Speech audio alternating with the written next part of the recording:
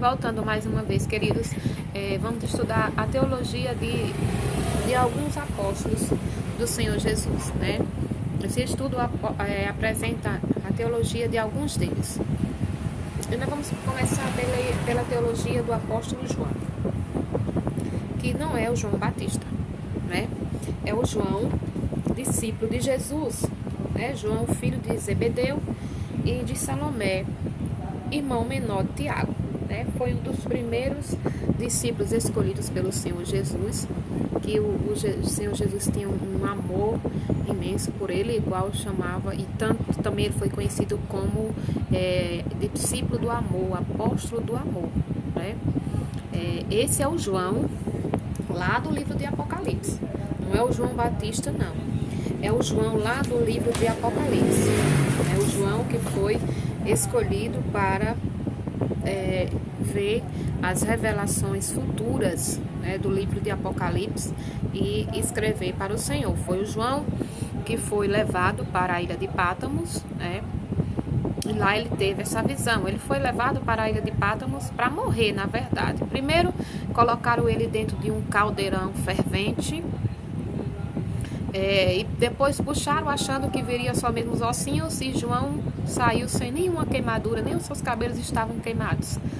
Então eles ficaram impactados pelo poder de Deus na vida do apóstolo João e levaram para a ilha de Pátmos, uma ilha cheia de serpentes venenosas, de tudo que era animal selvagem, que era inabitável, não tinha como sobreviver naquele lugar. Então levaram ele para morrer, né? Levaram João para morrer. E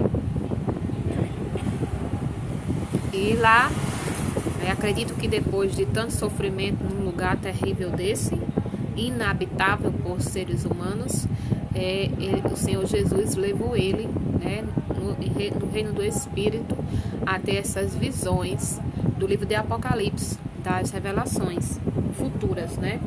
E a teologia de João é cristocêntrica, ou seja, Cristo é o centro de todas as coisas. Cristo, ele é a imagem, né, de Deus. Cristo é o centro de todas as coisas. Não há nada sem a permissão de Deus. Cristo é o centro, Se Cristo não for o centro da minha e da sua vida, né, nada vai acontecer. Nada vai mudar a nossa história. Cristo é o centro de todas as coisas. É assim que o apóstolo João descreve para a igreja a respeito de Cristo. Cristo é o centro, é cristocêntrico, é o centro de todas as coisas. Amém, queridos? E a teologia do apóstolo Pedro, né? Pedro era um homem simples, pescador, muito amado pelo Senhor Jesus, foi escolhido pelo Senhor para ser seu discípulo. Era um pescador, mas um homem vamos dizer assim, de caráter rústico, grosseiro, né? Aquele grosseirão mesmo, ignorantão mesmo, que agia tudo com a força do seu braço, que confiava na sua força. E olha só o que Jesus faz com as pessoas, né? Pega alguém grosseiro, brutal, que age com a sua força e transforma em um ganhador de almas. A palavra do Senhor diz que 5.000 pessoas se rendiam aos pés do Senhor quando Pedro pregava, né? Mas para isso houve um trabalhar do Senhor na vida de Pedro, né? Quando o Senhor Jesus diz assim para Pedro, que ele negará ele 3 vezes, né, no processo da crucificação do Senhor Jesus, diz que Pedro negará ele 3 vezes antes que o galo cantasse. E assim aconteceu. E a palavra do Senhor vai dizer que Pedro chorou amargamente, que Pedro ali depositou tudo que ele tinha assim, de dentro para fora, ele jogou tudo para fora, né? Ali ele reconheceu a pessoa que ele era e que ele precisava de mudança. Tanto que na hora que que os soldados chegaram para prender Jesus, Pedro sacou-lhe a espada. Pedro ainda andava com a sua espada embainhada. Pedro, andando 3 anos com Jesus, ainda era aquela pessoa que precisava de um tratamento para poder receber o que vinha da parte do Senhor para a vida dele. E assim, queridos, Deus tem muitos planos para nossas vidas, Ele tem grandes coisas para colocar em nossas mãos. Mas entenda uma coisa, primeiro Ele vai nos tratar para colocar as coisas grandes em nossas mãos. Pedro seria, né, um dos maiores discípulos. Como eu já falei, 5.000 pessoas se rendiam aos pés do Senhor Jesus quando Ele pregava a palavra. A palavra do Senhor vai dizer também que as pessoas que passavam sobre o lugar que Pedro foi enterrado, a unção do Espírito ainda estava sobre os seus ossos, que pessoas eram curadas. Mas para que isso acontecesse, ele precisava ser tratado daquele homem grosseiro. Então o Senhor permitiu que isso acontecesse para que Pedro viesse chorar amargamente, para que ele viesse se desfazer verdadeiramente do velho eu e tudo se fazer novo. Então é por isso que eu digo que não só é levantar a mão e aceitar Jesus. Há um processo depois que nós aceitamos Jesus. Há um processo para que verdadeiramente as coisas velhas se façam velhas, que tudo se faça novo. Entenderam? E quando o Senhor Jesus ressuscita e manda chamar os seus discípulos, ele diz, e também a Pedro. E por que e também a Pedro? Se Pedro já era discípulo, por que não chama os discípulos se Pedro já era discípulo? Não, mas também a Pedro, porque Jesus sabia que depois que Pedro chorou amargamente, que ele reconheceu a pessoa que ele era, ele não se achava mais ser digno de ser discípulo, porque ele viu que precisava de tratamento, ele viu que ele também estava agindo ainda com a força do seu braço.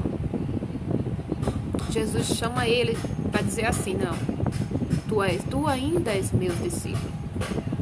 Sobre a tua vida edificarei a minha igreja. E foi isso que o Senhor Jesus falou para ele, né? Que sobre ele edificaria uma igreja. Mas para que isso acontecesse, primeiro Pedro foi tratado. Então a teologia de Pedro é uma teologia de tratamento de alma, para receber as bênçãos do Senhor para a nossa vida. Às vezes nós somos Pedro aqui na terra e não temos deixado Deus nos tratar para receber as coisas boas na nossa vida. E como eu já falei anteriormente, a igreja está passando por um processo de Pedro, um processo de tratamento. E eu quero passar por esse processo de tratamento, porque eu quero receber as bênçãos do Senhor na terra e também no céu. Amém, meus queridos? Louvado seja Deus. E assim também, queridos, nós teremos a teologia, louvado seja Deus, de Paulo, do apóstolo Paulo. Paulo, ele não foi discípulo de Jesus. Paulo, ele veio depois de tudo isso. Ele não foi discípulo de Jesus. Pelo contrário, Paulo, ele já foi depois que Jesus subiu ao céu, que os discípulos estavam pregando o evangelho e que Roma estava matando os cristãos. Certo? E Paulo, que na época era Saulo, né? Ele era um dos chefes, né? Que fazia com que isso acontecesse. Ele morava na cidade de Tarso, né? Tanto que ele era conhecido como Saulo, né? De Tarso. E ele era judeu, porém trabalhava para Roma. Ele era da tribo de Benjamim, porém ele trabalhava para Roma, mesmo sendo judeu. E ele matava os cristãos, mandava matar, podia ser criança, adulto, velho, jovem, né? Se fosse cristão, mandava matar, porque ele tinha aprendido, né? Ele era uma pessoa estudada, ele sabia, né?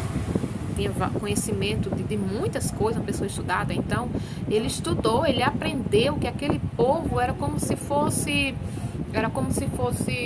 uns terroristas, eles estavam pregando uma mentira. Então, foi isso que ele aprendeu. Mas aí o Senhor faz com que ele fique cego, aparece para ele um clarão tão resplandecente que cegou Saulo, né? E ele ficou cego durante 3 dias, e nessa cegueira o Senhor mudou toda a sua visão. E ele pôde ver toda a verdade. Ele pôde enxergar que tudo que ele vivia era uma mentira. E aquilo que ele achava que era mentira era a verdade. E assim ele se entregou para o Senhor Jesus, né? E se tornou. E o Senhor mudou o nome dele. O Senhor disse: a partir de agora você não se chama mais Saulo, mas Paulo, apóstolo de Cristo. O Senhor, ele muda o nome, a história daqueles que deixam Jesus tirar a cegueira dos olhos. Aqueles que deixam tudo que aprendeu lá atrás de mentira pela verdade da palavra de Deus. Mas tem pessoas, queridos, que que diz, não, eu aprendi com minha avó, eu aprendi com meu pai, eu passei a vida toda aprendendo com meu pai, isso eu vou mudar agora depois de velho? Pois é, depois de velho. Enquanto a vida é esperança de mudança. Deixa Deus mudar o teu nome, a tua história. Deixa Deus mostrar que o que tem mostrado para você que é verdade é mentira. E o que você tem achado que é mentira, na verdade, é a verdade. Louvado seja Deus, que é a palavra de Deus. E assim, o apóstolo Paulo foi um dos maiores apóstolos. Foi ele que fundou muitas igrejas na Grécia, em todo na Grécia Maior, Menor, toda essa região. Foi ele que fundou muitas igrejas. E ele fundava, ficava um tempo, passava para outra. E as cartas foram escritas quando ele estava na prisão, porque ele foi preso por pregar o evangelho. Ele foi preso, então, para poder ele continuar esse trabalho com as igrejas, já que ele não podia estar lá, ele se comunicava através de cartas inspiradas pelo Espírito Santo de Deus, para que o povo continuasse firme na palavra, no evangelho. O Senhor Jesus, ele foi morto, ele foi decapitado, né? Ele foi degolado a sua cabeça. O amor a Cristo. E ele dizia que ele não se preocupava em morrer, porque ele tinha certeza da sua salvação. E é assim que nós temos que viver, firmes no Senhor, andando corretamente, para nós termos certeza da nossa salvação. Amém, meus queridos? Louvado seja Deus.